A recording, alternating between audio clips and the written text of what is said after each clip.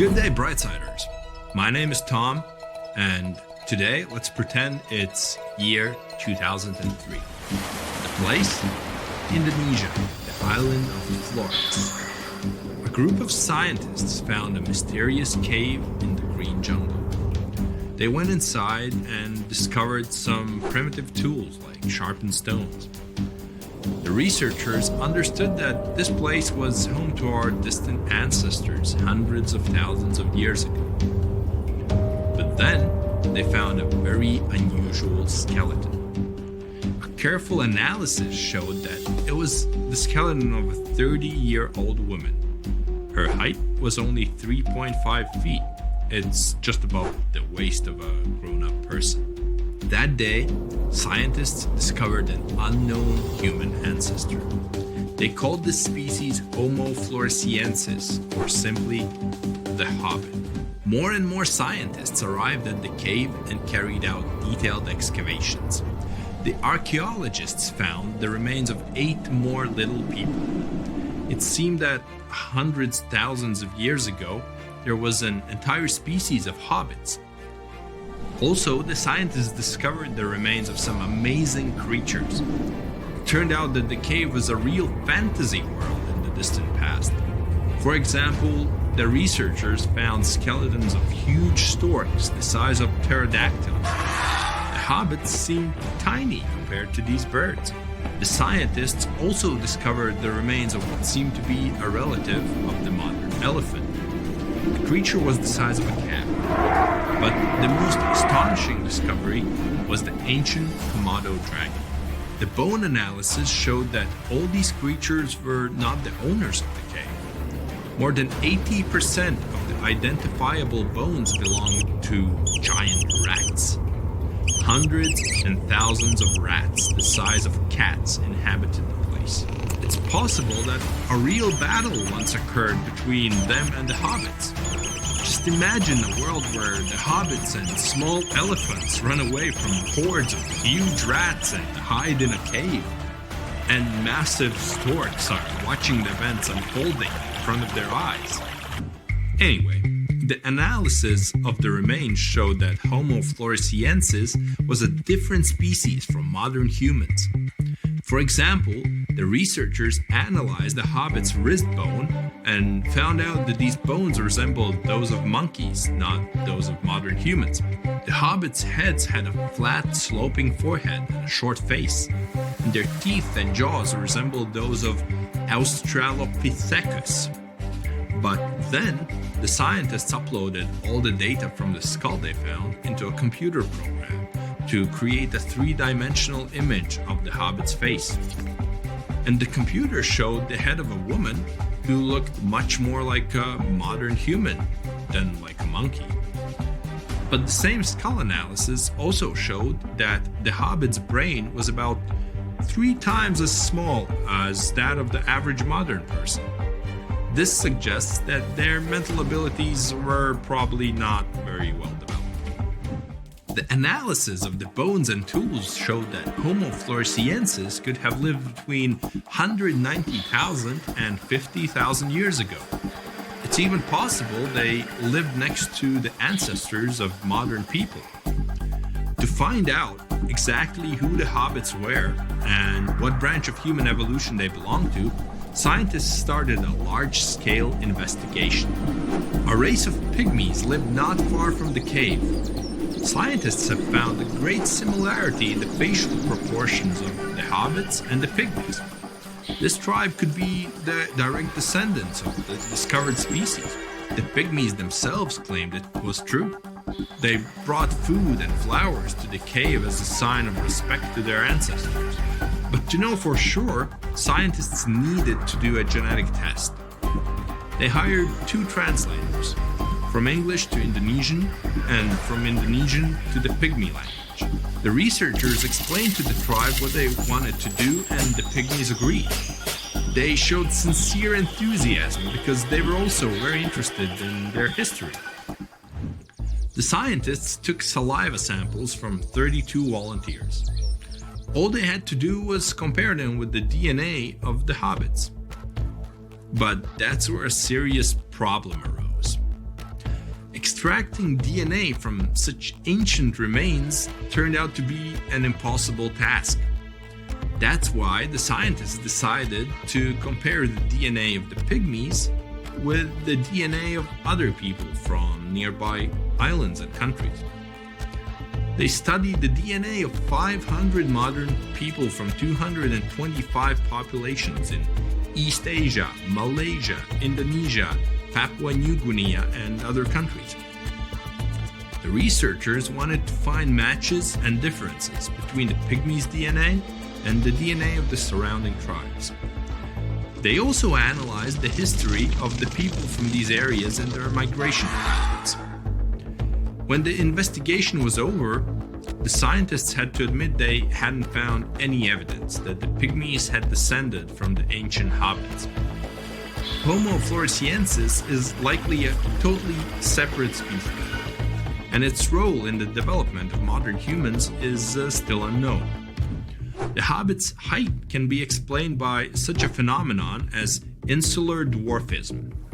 Unique ecosystems appear on small and remote islands. There are often lots of food sources there, as well as there is a higher chance of survival thanks to the absence of dangerous animals. The climate contributes to development of an unusual ecosystem too. In such conditions, many living creatures become smaller. It happened to little hippos in Madagascar, and small elephants lived on the island of Flores. But sometimes, such ecosystems can create huge animals, just like it happened with the rats and the storks. By the way, gigantic rats still live on the island. In the modern world, there's an unusual village inhabited by dwarfs. There are many small houses there made of clay and stone that resemble little castles. In the streets you can find statues of fairies, large butterflies, and silver balls. The locals wear strange costumes: knight's armor, princess dresses, green tunics, and yellow cloaks. At the main square, dwarfs fight with swords, dance, and sing songs. But there's no magic here. You're in the Dwarf Empire, and before you get inside, you have to pay a $50 entry fee. More than 10 years ago, a Chinese businessman met several dwarfs. They told him about the difficulties they've come across in the modern world. The businessman felt sympathy for these people and decided to invest $14 million in creating a themed town inhabited by dwarves. So in 2009, the World Eco Garden of Butterflies and the Dwarf Empire was born. About 100 people live in this place. Their height doesn't exceed 4.5 feet, and they're all younger than 50 years old. Every day, this place attracts hundreds of tourists. Thanks to this, dwarves have jobs and all the conditions for a good life. All employees of the village get a salary of several $100s per month, and they are also provided with free housing and free food. Many little people who have nowhere to go come to this place and find a new home and a new family. By the way, there's another village inhabited by dwarves in China. In Yangtze village, about 40% of all residents are born to be half the height of ordinary people. And no one knows exactly why this happens.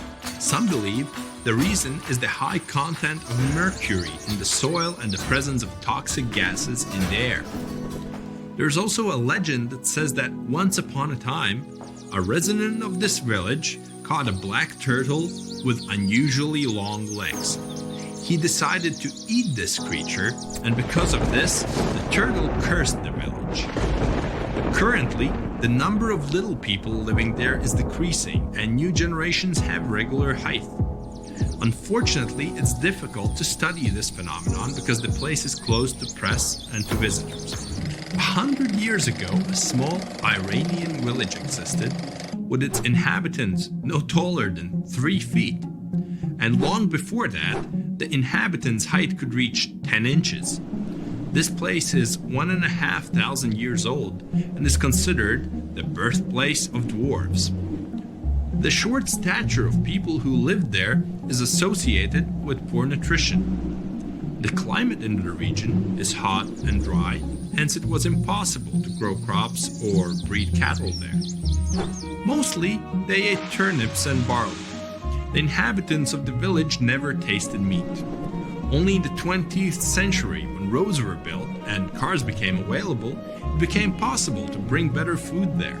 Now, about 700 people live in the village and they are all of average height. But small houses made of stone and clay are the proof that dwarves lived there. Such houses are easier to build and heat, but the most important thing is they were invisible to foreign conquerors. The residents hoped that the unique architecture of the place might one day attract more tourists. Thank you for watching. My name is Tom, and see you in the next video where we continue to learn every day together with Brightside. Bye. Whoa, there could have been more human species throughout history than we used to think. In one place in East China, Hualongdong, scientists found the remains of a human who lived around 300,000 years ago. They found a jawbone and parts of the skull. They carefully studied these bones to compare them with the bones of other ancient and modern humans. The remains themselves weren't that unusual. We know our human family is really diverse and has been around for millions of years. You know our ancient relative called Australopithecus, right? These fellas lived in different parts of Africa, and they were known for walking on two legs, just like modern humans. But their brains and some other parts of their bodies made them more similar to apes. Their teeth are a good example of how they were like a mix of apes and modern humans. Their canine teeth were smaller than those of apes, but their back teeth were still larger than ours. There were different types of them. You can recognize some Paranthropus because of their big jaws and teeth. One of the most famous fossils of Australopithecus is Lucy, a lady that's about 3.2 million years old. She was found in Ethiopia. So, we know that our family got pretty big from that point, or probably even before it. But it's always great to welcome some new members, which seemed to be the case with this new discovery. Some parts of these bones look similar to the bones of ancient humans, while other parts look more like the bones modern humans have. For example, the person whose bones they found didn't have a real chin. That means we can't put it in any of the groups we know of, like Neanderthals, or maybe even Homo sapiens. So, might we be missing a branch from the human family tree, or an important step in our evolution? What we're looking at here could be some mix between the creatures that became modern humans like us, and the ones that turned into what we today know as Denisovans. It takes time to figure it all out, though. We hadn't known much about Denisovans either, until we found some of their bones in a cave in the mountains.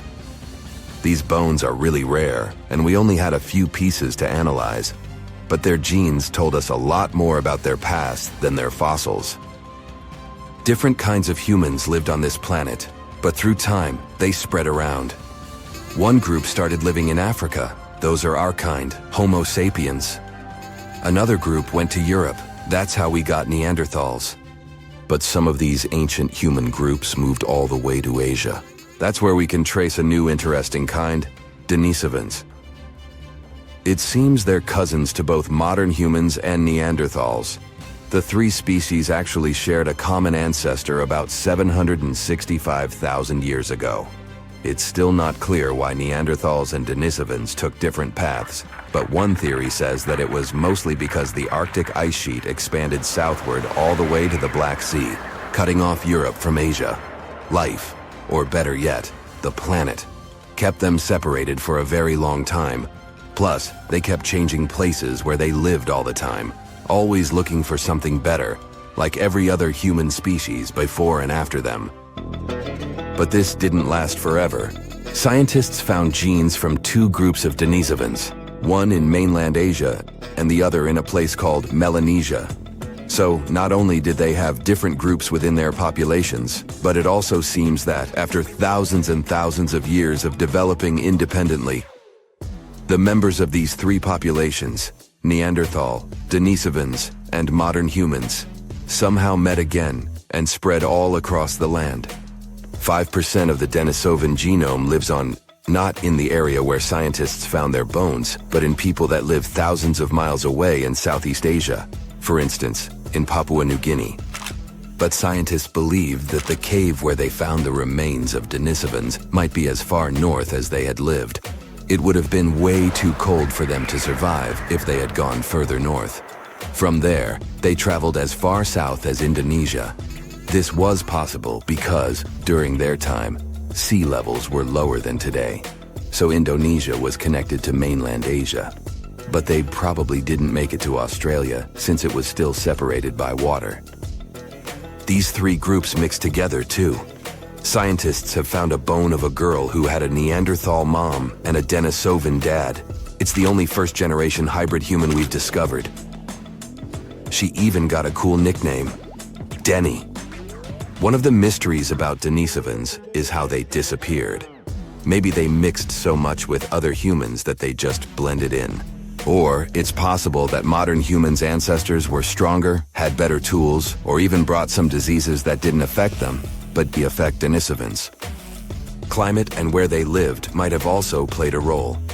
Denisovans lived in a wide range of environments, from cold parts of Asia to tropical Indonesia.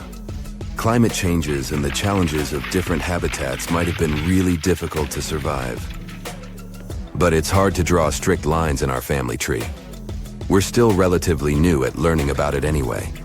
Who knows how many new members we are about to discover?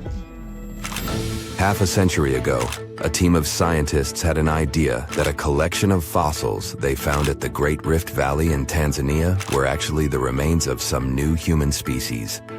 Yup, that was the time when we welcomed Homo habilis into the family.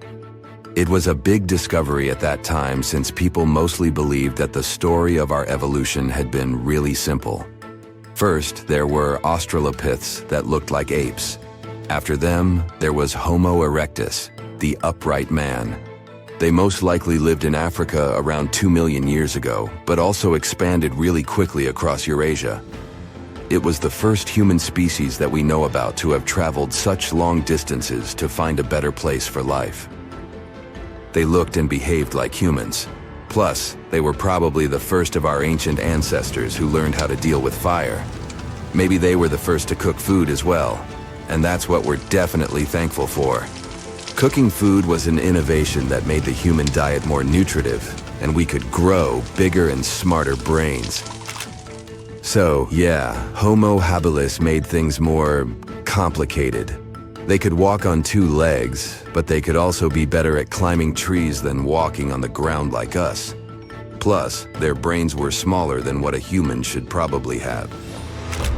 At first, it seemed these fossils could be from a completely different side of the family, related to other creatures, Australopithecus africanus, that looked like apes. But more and more digging showed that even though its jaws and teeth were similar, Homo habilis was still bigger and a bit different. The name means handy man, because they were probably able to make and use simple tools. Searching for more fossils in Africa wasn't easy because a team of researchers had to deal with wild animals and tough conditions all the time. But eventually, they managed to find some teeth and a strange skull that was, again, something different from the ancestors we knew about. The teeth were really big, so this new fella got the nickname of Nutcracker Man. For a long time, everyone believed this kind had evolved to eat hard foods. But the fossil teeth didn't show much damage, so they might have been eating food that was softer than we thought. This finding might help us understand how our teeth have been evolving through time, too. And right there, in the same layers of soil where Nutcracker Man was lying, they found ancient stone tools. At first they thought those had belonged to Nutcracker, but as they kept digging, they found more fossils that didn't match Nutcracker Man. It means that someone else must be the real tool maker. But that's another story for another time. Throughout time, scientists have managed to uncover about 6,000 early human fossils, ranging from skulls to teeth. For some of these fossils, it was a breeze. Researchers could instantly identify them as belonging to, say, the Neanderthals. However, when it came to others, things got a bit trickier. Some fossils just didn't fit into any existing categories. So, what categories of prehistoric humans do we actually know about? Well, up until recently, we recognized 8 different species of early humans. One of these is Homo habilis, which means handyman. You'll recall that Homo is Latin for human. They resembled regular primates, but were pivotal in our evolution. They were the first to create stone tools, which significantly aided their daily activities, such as butchering. Next up, we have Homo rudolfensis. These guys were larger than Homo habilis and boasted bigger brains, but they were still quite distant from modern humans. For example, even though the neurological structure of their brains was becoming more complex, they were probably not capable of using any form of actual spoken language. Then came Homo erectus, the first to walk upright, followed by Homo antecessor, which is considered the last common ancestor of modern humans and Neanderthals, along with a host of other Homo species. Meanwhile, we're still piecing together the story of the enigmatic Denisovans. Our knowledge of Homo naledi is pretty limited too, since it was only discovered in 2013, and it is species number 8. Interestingly, Naledi means star in the Sotho language because they were found in a cave called Rising Star. Scientists were taken aback by them. Everything suggested they were around 2 million years old. But after closer examination and some tests, it turns out that the Naledi species is much younger, between 236 and 335,000 years old. Their hands were adapted to making tools, yet no tools have been found nearby. Long story short, they're a puzzling species, and there's still so much more to learn about them. So even though today we have only one human species on our planet, Homo sapiens, we continue to discover ancient species that are long gone. Now you might wonder why researchers study these extinct species. The truth is, they need this knowledge to piece together the intricate narrative of our prehistoric past. In 2024, a significant discovery emerged, the 9th human species, named Homo giluensis, which translates to large-headed. Researchers suggest that this species hunted wild horses, crafted stone tools, and processed animal hides to survive harsh winters. A researcher from the University of Hawaii noted that the discovery of this potential new species came about while his team was developing a novel method for classifying fossil evidence. Interestingly, one potential representative of Homo giluensis isn't entirely new to science. The Denisovans, first identified in 2010 through DNA analysis of a finger bone found in Siberia, have yet to be classified as a distinct species. Some scientists propose that they may actually belong to this newly identified group. These big-headed individuals could help shed light on the long-standing mysteries surrounding these hominin fossils, which have puzzled researchers due to their mixed characteristics of Homo erectus and Homo sapiens. You see, sometimes it's tough to call a spade when you don't even know what a spade looks like. You get the idea? Many unsolved mysteries linger, simply because scientists haven't had this crucial, big-headed piece of the puzzle. So theoretically, we modern humans could also be considered a bit of Homo giluensis. You don't believe me? Well, watch this. We need to consider 2 key facts for this equation. First, there are the Denisovans, a group we might refer to as Homo giluensis from a scientific perspective. Yeah, this is just a theory proposed by some researchers, but let's roll with it for now and pretend it's a fact.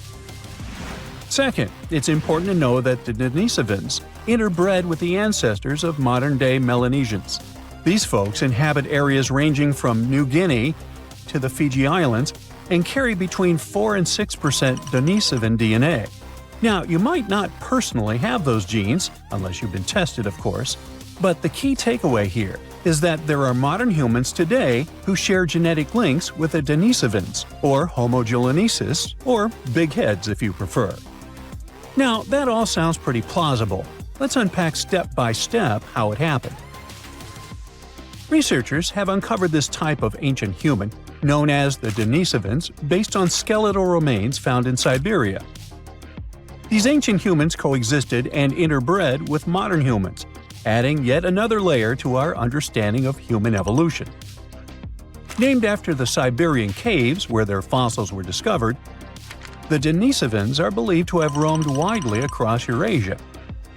Evidence indicates that the Denisovans lived alongside Neanderthals and interacted with early Homo sapiens, possibly around 50,000 years ago. A team of scientists successfully sequenced a complete genome from these ancient hominins using nuclear DNA extracted from a finger bone. This discovery reveals that at least 4 distinct human groups existed during the time when anatomically modern humans began migrating out of Africa. Alongside modern humans and Neanderthals, we now have to consider the Denisovans and another small human species from Indonesia, often referred to as the Hobbit, when discussing our evolutionary history. One intriguing question that arises is why Denisovan genes are predominantly found in modern Melanesians, yet absent from other Eurasian populations. Remember that 4 to 6%? One hypothesis suggests that interactions between the Denisovans and early modern humans were limited and brief, especially as humans migrated throughout Southeast Asia into Melanesia. Scientists speculate that only a small number of the Denisovans may have interbred with a larger group of modern humans. This could explain how the Denisovan genes made their way into the gene pool despite the likelihood of infrequent encounters. Anyway, the more scientists dig into our past, the more fascinating things they uncover about our ancestors. Take Neanderthals, for example. Did you know these guys were responsible for creating the very first piece of art ever? I had no idea. But a 2018 study of ancient cave art in Spain revealed what are now considered the oldest known artistic creations. We used to think Neanderthals lacked the cognitive skills needed for art, but it turns out they were actual art pioneers. Not only did they create art, but they also seem to have invented hashtags thousands of years before Chris Messina did it in 2007. Right, I'm kidding, but you'll soon get why I mention hashtags.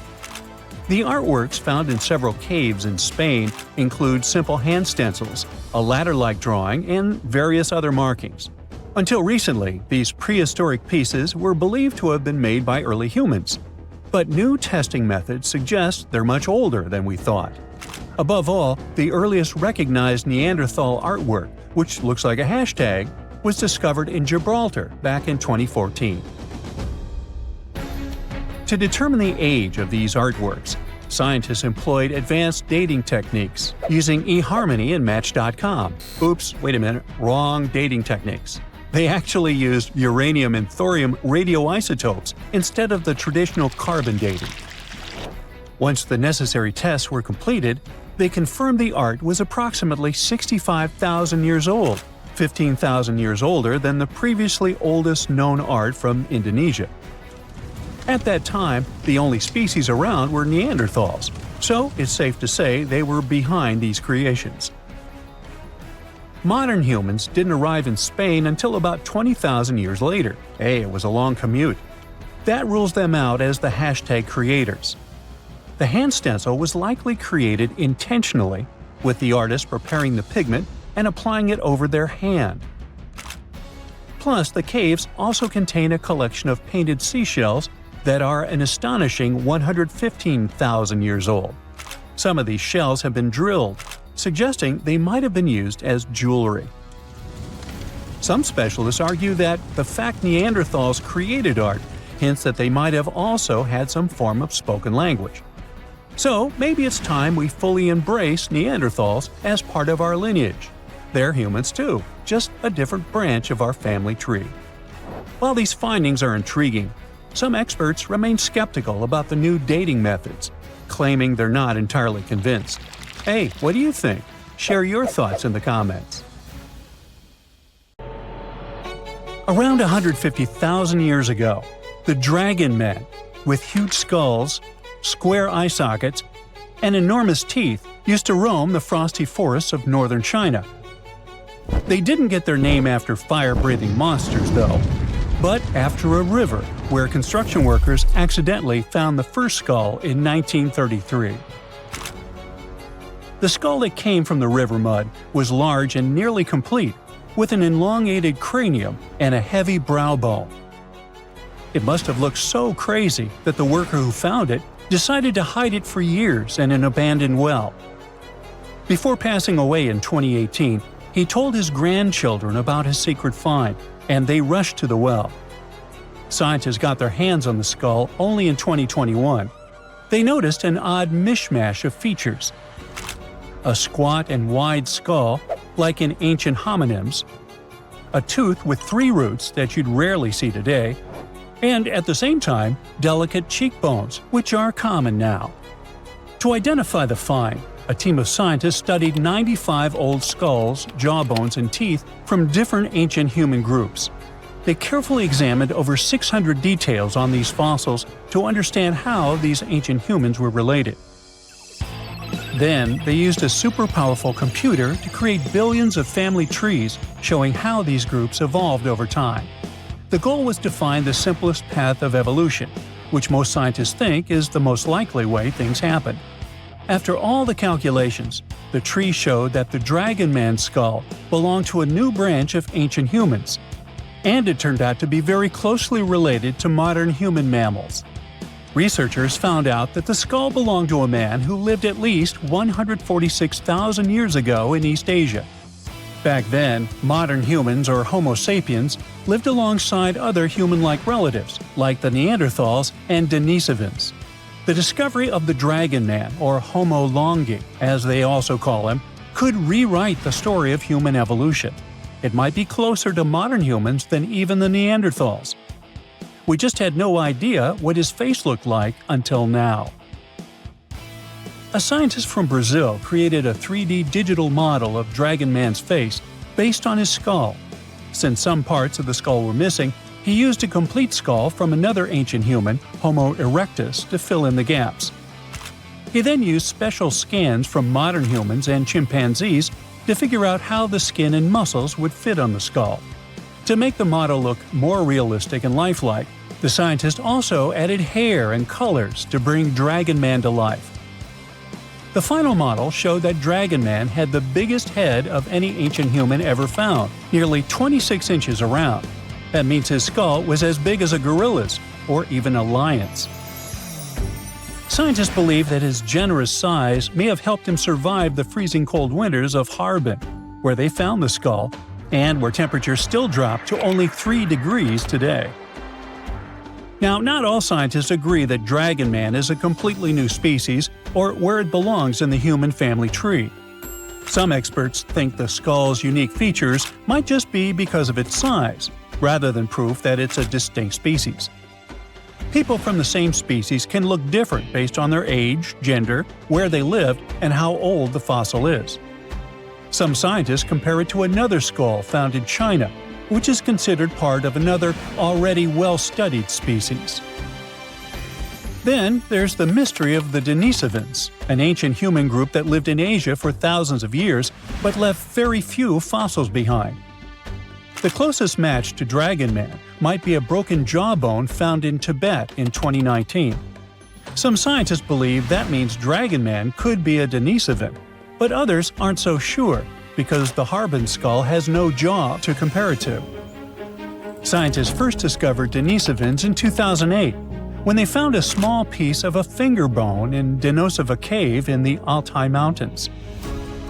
They learned that the bone had belonged to a little girl who was between 5 and 7 years old when she passed away around 40,000 years ago. The freezing weather in the cave had kept the bone in excellent condition. A couple of years later, another team of scientists managed to extract DNA from the find. They compared it to the DNA of modern humans and another ancient human species, Neanderthals. Her DNA was similar to both, but it was also different enough to show that she was part of an entirely new species of humans. No one had known about this group before. The scientists decided to name it Denisovans, after the cave where they found her tiny finger bone. Later, they discovered 3 more Denisovan fossils, including some teeth also inside the same cave. Researchers still aren't sure where the Denisovans came from, but one idea is that they were related to Homo erectus. These were the earliest humans who looked a lot like us, with long legs and shorter arms, making them great walkers. About 700,000 years ago, some of them left Africa and traveled all the way to Eurasia. They became the great-great-great-grandparents of both Denisovans and Neanderthals.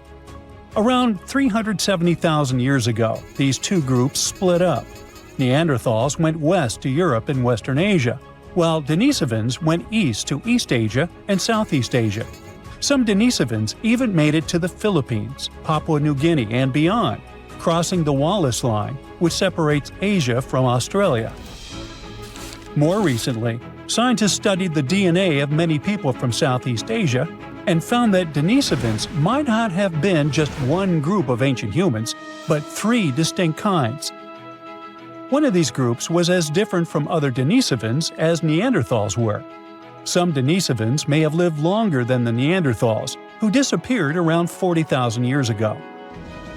A study suggests that one group of Denisovans lived alongside modern humans in New Guinea until at least 30,000 years ago, and maybe even as recently as 15,000 years ago. If that's true, they were the last humans on Earth besides us. This surprising discovery is part of a growing number of finds showing that ancient Asia was full of various versions of humans, including the newly discovered kind in the Philippines. Scientists now realize that the islands of Southeast Asia were a hotspot for early humans. They believe learning more about early humans could help them better understand the genetic properties of people in Indonesia and neighboring regions, and even improve healthcare in the region. Researchers found special clues in their DNA that show ancient human groups split apart an exceptionally long time ago. When Homo sapiens traveled from Africa, they formed families with other early humans and passed small pieces of those ancient relatives' DNA down through the generations. Scientists still don't know for sure why Denisovans and Neanderthals disappeared while Homo sapiens survived. One plausible reason is that Neanderthals and Denisovans lived in small, close-knit groups, which may have caused health problems over time. Our ancient ancestors lived in big groups with more genetic variety, which helped them stay healthier and adapt to changes. Another big advantage was that Homo sapiens had strong social networks. They shared innovative ideas, tools, and survival skills. In the end, Denisovans couldn't handle the tremendous changes happening on Earth and slowly disappeared. There's an amazing place in Ethiopia, East Africa, called Hadar. This place is a treasure trove. We found tons of old animal fossils there. And among those remnants, we discovered something very special, the fossils of a creature called Australopithecus afarensis. One of these guys was found almost complete. You might know it today by the name Lucy, after a famous song by the Beatles. Lucy was a small lady, only about as tall as a kitchen counter. She lived 3.2 million years ago and became a huge celebrity when we found her in 1974. She helped us learn more about our early ancestors, creatures called Australopithecines. Around 10 to 12 million years ago, there was a group of animals that broke into two branches. One of the branches led to modern apes, while the other led to humans. This separation happened because one group decided to stay in trees and became what we now call gorillas, chimpanzees, and orangutans. They moved around using all four limbs and lived in forests. But the other group decided to live on the ground and try walking on two legs. Because of that, their brains started getting bigger over time. And over millions of years, they became bald monkeys who watch videos on YouTube. Yeah, you know who you are. Lucy, like other Australopiths, was a bit different from us. She still looked like an ape and lived during a transitional stage. She could walk on two legs, but didn't do it all the time. Sometimes she climbed trees, just like a monkey. She and her buddies were the first step in human evolution. Then came a new branch of evolution, Homo habilis, or handyman. They were the first members of the Homo genus because they were the ones to start developing stone tools and first show human creativity. They probably used these tools for scavenging and processing food. We found the first clues about them back in the 1960s. They walked around East Africa about 3 million years ago. They were pretty small, about 4 feet 7 inches tall. They didn't climb trees anymore and mostly walked on the ground. Their skull shape already resembled ours, unlike the more pear-shaped heads of Australopiths. That's because they had larger brains. After them, we had Homo erectus, the upright man. They lived about 2 million to 70,000 years ago. The name hints that this was the first hominin species that walked on 2 legs almost all the time. They were also the first to migrate out of Africa, spreading to Asia and Europe. And here, we had the real breakthrough. Representatives of Homo erectus had even larger brains and learned to make more creative and advanced tools. They created the first choppers, cleavers, and hammers, and used flakes as scrapers and knives. They probably used a lot of things – wood, bark, and even grass to make the first strings and ropes. With all that, they learned how to hunt large animals and probably hunted together a lot. They were also the first ones to start using fire, which changed our history forever. Over time, more Homo species emerged, including the famous Neanderthals. They're known for their European roots. They split from our common ancestor around 400,000 years ago. Now, even though we share one common ancestor, we didn't evolve from Neanderthals. They were a separate branch. All Neanderthals went extinct, but our evolutionary branch coexisted with them a long time ago. Neanderthals were resourceful, hunting both land and sea creatures. They left behind thousands of stone tools and even decorated caves with paintings. They had their own ceremonies, too. They started to bury those who passed away. They probably noticed that leaving them in the wild leads to spreading diseases and attracting scavengers. But they also showed care and love in their burial rituals. Then it was time for archaic Homo sapiens. They lived around 500,000 to 200,000 years ago, emerging in Africa and Europe. This was the last leg between our ancestors and our modern species, Homo sapiens. The brain just kept getting bigger. They started to show more complex behaviors, not only burial and interesting stone tools, but also smart hunting strategies and planning for the future. They probably had a diverse diet that included both hunting and gathering. And finally, we reached the anatomically modern Homo sapiens. They emerged around 200,000 years ago in Africa.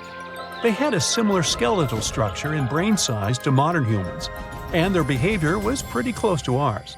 They had complex social structures, started thinking in symbols, and so on. They migrated out of Africa around 60,000 years ago, spreading across the globe and eventually replacing other hominin species, such as Neanderthals. They started to create their first languages and form their first words. The first words were probably very simple, like "ah" to call someone and "ma" for babies. After evolving into our final stage, we started advancing in our cultural and technological development. This development became very rapid over the last 200,000 years. About 12,000 years ago, the Neolithic period, also known as the New Stone Age, began. It marked the end of the glacial period. Humans started living in settled villages instead of constantly moving around. This change was brought about by the advent of agriculture, which allowed people to grow crops and raise animals like goats and sheep. Early humans started to domesticate animals, such as sheepdogs for herding. We also started making the first art, leaving famous drawings in caves, handprints, animals, mostly cows, hunting, and many others. We even created the first currency. We began using clay tokens for transactions. This marked the beginning of commerce and the use of money.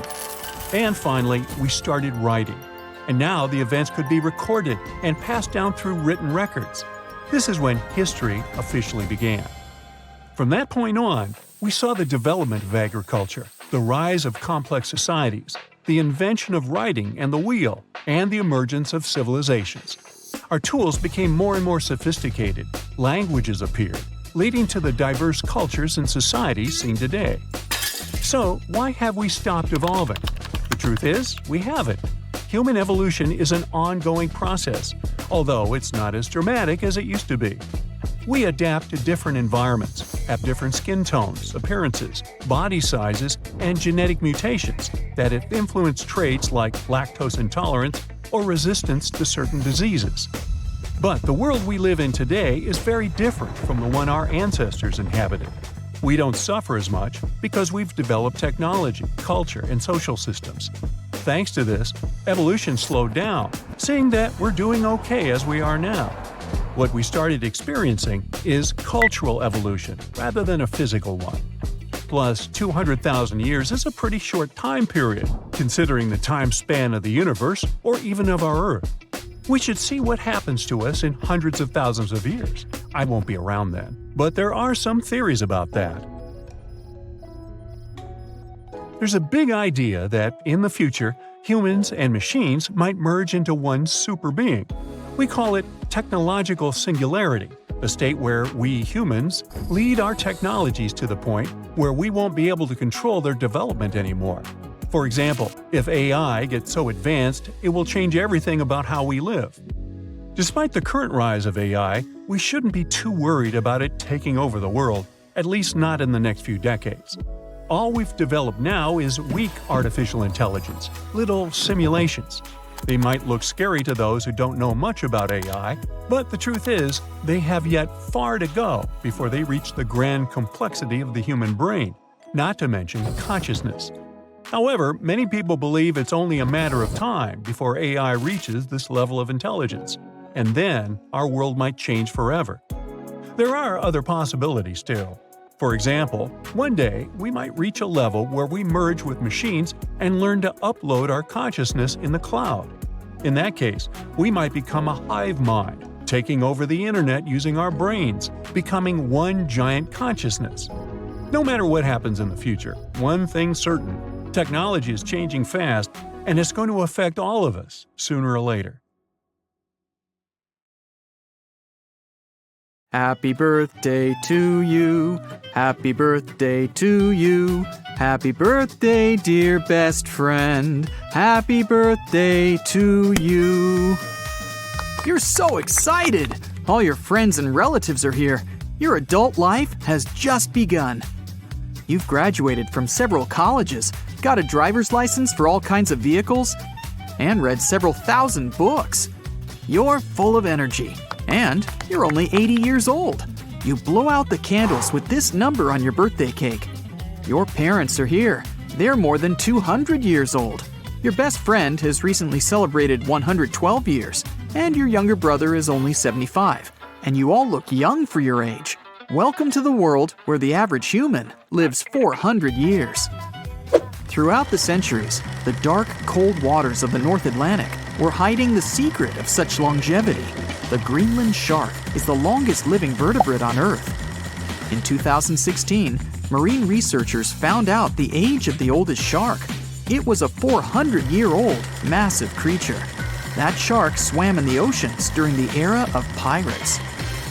In 2050, scientists found an unusual gene in the shark's DNA. It helped to slow down the aging of the animal. The researchers managed to combine this gene with human DNA, and the life of all people on the planet changed dramatically. 50 years later, at the beginning of the 22nd century, everyone got the opportunity to live for 400 years. The first 80 years of life are considered to be your youth. Mentally, you're developing as quickly as a person from the past. At the age of 80, those people were wise, but already old. In your world, you are as intelligent as an 80-year-old person, but your body, your psyche, and your health are those of a young person. Until you become 20 years old, you grow like a person from the past, but after that, the process slows down by 5 times. During these 80 years, a lot of things happened. You finished school and graduated from college. It took you about 15 years. After that, you received another education, and another one. You can get about 10 diplomas in different spheres. Throughout this time, you don't have to work to earn money.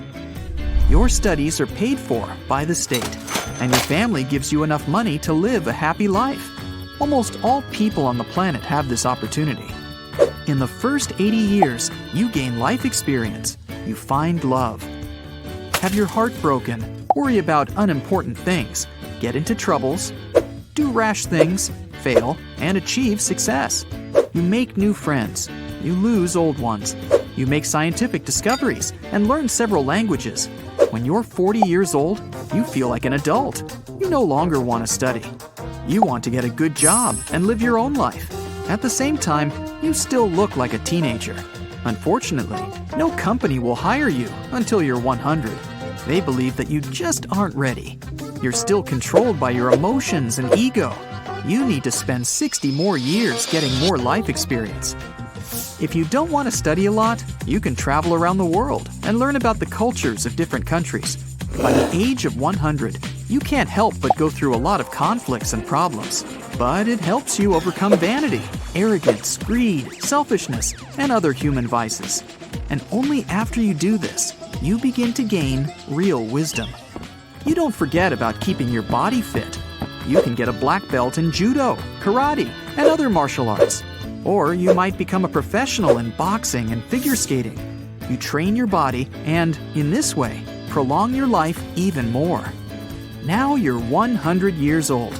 Adulthood has begun. You want not only to explore the world, but also to improve it. You've already decided what kind of business you want to get into. It can even be several projects. You might make a breakthrough in genetic engineering, or invent a bracelet that can help you escape gravity so that you can fly. You can explore space and other planets. For the first 100 years of your life, you've realized that the main goal of any person is to work for the benefit of humanity. You make loads of scientific discoveries. Several billion people are doing it together with you. Someone has chosen psychology. Others have picked biology. You've chosen space. In your lifetime, you alone can do more than 5 generations of people did in the past. You earn enough money to lead a comfortable life. You invest in charities and support your family. Also, you pay taxes so that younger generations can explore the world. Every day, scientists, doctors, IT engineers, and astronomers create things that improve people's lives, like an invention that records your dreams and reproduces them as a movie, or a taxi that can take you to Mars, underwater, and aerial cities, and many other things.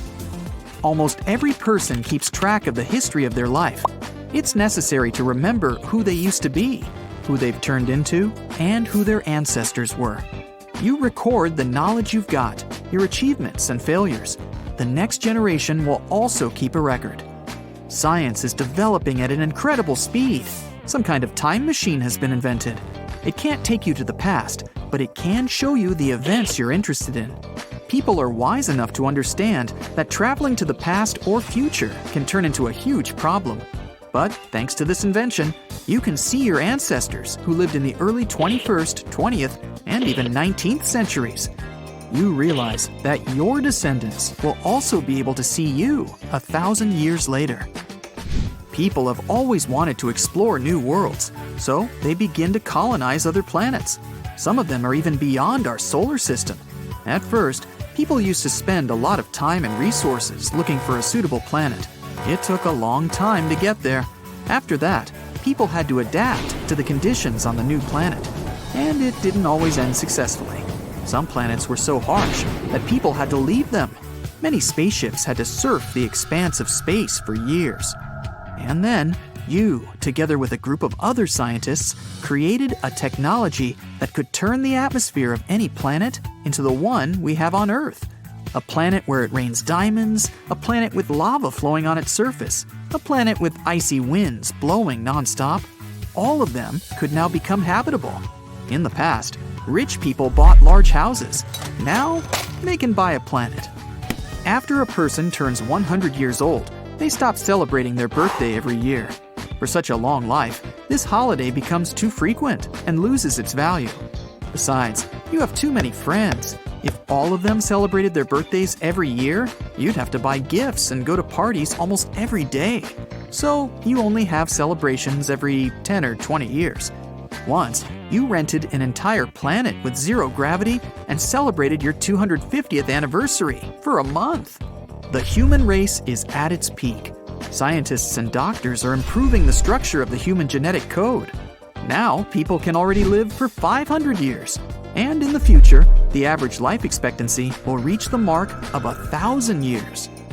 During their last 100 years of life, people spend their time relaxing, meditating, and thinking about the world. You can continue to work, or you can just live by the sea and watch sunsets every day. You deserve it after having spent the last 200 years of your life on creating an engine for intergalactic travel. When you turn 300 years old, you decide to go on a journey through the universe. You can explore planets thousands of light years away from Earth. Someone might decide to spend the rest of their life with their family. In the past, the human heart used to beat around 3 billion times during an average lifetime. Your heart has already beaten more than 15 billion times. A person from the past used to make more than 200 million steps during their life. That's about 110,000 miles.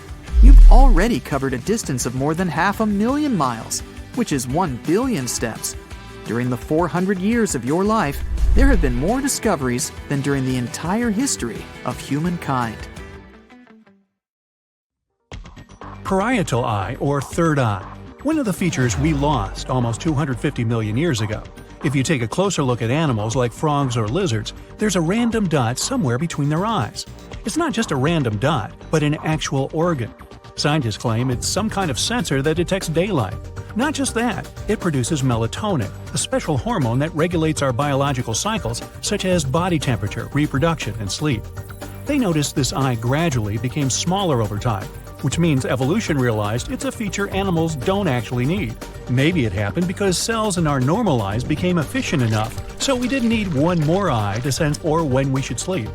Also, more and more animals were becoming warm-blooded with time, which means they were able to regulate their body temperature better. We have part of the organ even today, but in the form of the pineal gland in our brains, still in charge for melatonin. Either way, bye-bye third eye. There's a gene called GULA. With it, our ancestors could produce their own vitamin C. Not in a way they could set up a stand and sell it, but enough for the body to use it. Around 60 million years ago, the gene kinda stopped working. Not randomly. Our ancestors probably started getting enough of the vitamin C with the fruit they ate. Some of our very, very distant primate cousins that took a whole new direction in a family tree, such as lemurs, can still produce their own vitamin C. At some point, evolution decided they needed it, while we didn't. It's not just us. Our side of the primate family tree also doesn't need it anymore. Monkeys, apes, tarsiers, bye-bye gulab too. We have lemons and oranges now. Our body would lose lots of energy if it had to deal with all those traits our ancestors used to have. So it kind of deactivates those we don't need anymore. Let's say electroreception. It's the ability many amphibians and fish have. For example, the electric eel uses this feature to detect prey when water is murky, communicate, or as a navigation system. Humans and our land cousins lost this feature because electric current can't flow through the air that easily. Then, there's this thing called Jacobson's organ. It's found inside the nose and has a purpose to sense pheromones and odors. A snake flicks its tongue. Cats and horses make those weird faces. They all use Jacobson's organ. We also have it, but it doesn't quite seem to work. It doesn't send or receive signals from our brain, and scientists think we lost the ability to use it over 20 million years ago. As human habits and the way of life changed over time, we needed bigger brains. Scientists have skull remains of our ancestors from different periods, so they've realized our brain got way bigger over the last 3 million years. We needed to think of ways to deal with climate changes, big predators chasing us, finding some new, nice food. Yup, the brain grew for a reason. Food had a huge impact on our evolution. For instance, animals that only eat meat lost their sweet taste receptors because, well, they gave up on dessert, so didn't need those kinds of genes. Humans are omnivores, so we've always had a well-rounded set of receptors that could recognize tastes pretty good. These taste receptors came in handy because they could tell our ancestors which foods were good for them and which ones were toxic. Some bitter taste receptors stopped working through time, since humans have changed their eating habits. For instance, we learned to use fire for cooking, so many plants were less toxic for our bodies. We became sophisticated when it came to preparing food, and also learned how to share information we discovered by communicating and using language, like in cookbooks. We didn't need all the taste receptors anymore, so our body decided to shut them down and leave those that would come in handy in the future of our species. Whew! Luckily, we didn't lose our sense for nice chocolate. Our jaws have also changed. Our ancestral relatives had way bigger jaws, but since we started eating softer and cooked foods as well as using our brains more, the structure of our head needed some changes. Teeth became smaller too, plus we lost some. Many people never developed third molars, we also call wisdom teeth. They grew between the ages of 18 and 25. We can do without them, but for our ancestors, they were pretty much vital. By this age, their teeth had already become worn out, so third molars were possibly a replacement they needed. We may wonder why exactly we have body and head hair, but scientists wonder why we don't have more of it. Hair on our scalps is long, a bit shorter in some areas, and we don't have hair on the undersides of the wrists, palms, and the soles of our feet. One of the popular theories about human ancestors says that when moving from cool, shady forests to the hot, dry savanna, they got a new way of regulating their body temperature. They lost the fur along the way, which made it easier for them to catch their prey without overheating. Later, they discovered clothes and fire, which could keep them cozy during the cold times. Of course, there are more reasons for losing fur. Some say without fur, there's less chance of face lice or other parasites. Other researchers think that during dry seasons, humans would try to catch prey near lakes and shallow waters. Hair is not such a good insulator in water, so humans lost fur and instead got a layer of fat. Now, 85% of people can't wiggle their ears. There's a muscle that surrounds our outer ear, and scientists believe it used to allow our primate ancestors to move their ears in whichever direction they wanted. That helped them determine where the sound was coming from. After they started living in groups, they didn't have to completely rely on themselves, so they lost that feature. Apes can use their feet as well as they can use their hands, thanks to the plantaris muscle in their feet. With that muscle, animals can grip and do anything they want with objects they're holding. We also have this muscle, but it's underdeveloped and rather useless. 9% of humans are even born without it now. Hiccups are also one of the evolutionary leftovers humans may have gotten from their water-dwelling ancestors. Fish push water through gills, while amphibians gulp air. That's something mammals don't have wired into their brains, so this reflex can cause spasms of our diaphragm, which, in the end, leads to hiccups. When we're angry, our lips may twitch. That's also a feature that used to be important for our species. When they wanted to scare away predators or potential danger, they would bare their teeth, the same as bears, wolves, and chimps do. Lip twitching is the first step towards it. Many people want to climb to a higher position or sense the urge to lift their feet when feeling anxious or scared. Evolutionary biologists believe it's because so many early land mammals used to climb trees when they felt a threat coming. Goosebumps are something that we do have, but compared to old times, they're useless now. When hairy creatures felt cold, a reflex would contract those small muscles that make the base of hair follicles. That way, the coat was standing up and trapping more air, so they felt warm. Today, it's just a reminder you need a jacket and that nice feeling you get when hearing your favorite song on the radio. All living creatures can trace their ancestry to a single bacterium from billions of years ago. DNA is that special thing that holds all the information our cells need to know. We all start as one cell that then grows into trillions of them until our body is formed. DNA completely controls our growth, eye color, height, and so many other traits. It's not just humans. Even snakes have hip bones that say they used to have 4 legs, just like their dear cousins, lizards. Dolphins and whales have some kind of small bones in their bodies that show they used to have hind legs. Yup, fossil remains say these marine mammals were once 4-legged and walked on land. To be precise, about 50 million years ago. Evolution doesn't actually track a straight line from species to species. It's more like a huge tree with plenty of branches, where some lead to new ones, a trait there, a trait then, some in, some out, and bam, some completely new species are there. For example, birds. Who would have thought they evolved from dinosaurs? They even lost their teeth along the way. And yeah, both seem to be coming from reptiles. Oh, and those nuts over there, that's part of my family tree.